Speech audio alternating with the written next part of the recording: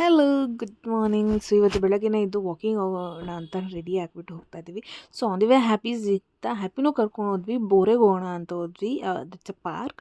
So but ಅಲ್ಲಿ ಪೆಟ್ನ hello ಮಾಡಲ್ಲ ಅಂತ ಗೊತ್ತಾಗಿ ಹ್ಯಾಪಿನ ವಾಪಸ್ ಮನೇಲಿ ಡ್ರಾಪ್ ಮಾಡಿ ಬೇರೆ ಕಡೆ ವಾಕಿಂಗ್ ಹೋದ್ವಿ.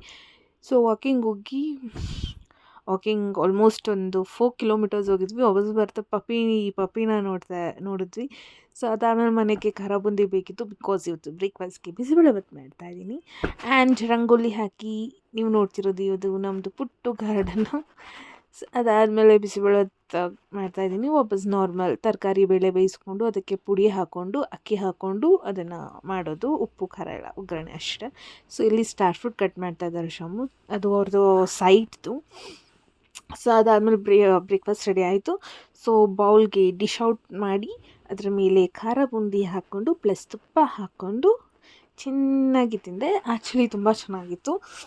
ಸೊ ಅವತ್ತು ನಮಗೆ ಸಂಡೇ ಆಗಿರೋದ್ರಿಂದ ಒಂದು ಸ್ವಲ್ಪ ಎಲ್ಲ ನಿಧಾನಕ್ಕೆ ಮಾಡ್ತಾಯಿದ್ವಿ ಕೆಲಸ ಎಲ್ಲ.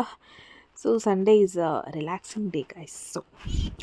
ಸೊ ಬಿಸಿಬೇಳೆಭಾತ್ ನಾ ಫಸ್ಟ್ ಟೈಮ್ ನಾನು ಮಾಡಿರೋದು. ನಮ್ಮಮ್ಮ ಮಾಡಿ ಥರ ಬಂದಿತ್ತು, ಬಿಕಾಸ್ ಶಮ್ಮುಗೂ ಬಿಸಿಬೇಳೆಭಾತ್ ಮಾಡೋಕ್ಕೆ ಬರೋಲ್ಲ. ಸೊ ಫೈನಲಿ ಬಿಸಿಬೇಳೆಭಾತ್ ಮಾಡೋಕ್ಕೆ ಕಲ್ತ್ಕೊಂಬಿಟ್ಟೆ.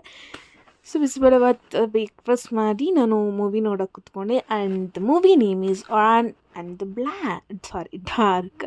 ಇದು ಚಿಕ್ಕ ಮಕ್ಳದ್ದು, ತುಂಬ ಚೆನ್ನಾಗಿದೆ concept. I think you can watch. So ಅದಾದಮೇಲೆ ಮತ್ತೆ ಗಾಸಿಪ್ ಗರ್ಲ್ ಸೀರೀಸ್ ನಾನು ನೋಡ್ತಾ ಇದ್ದೀನಿ.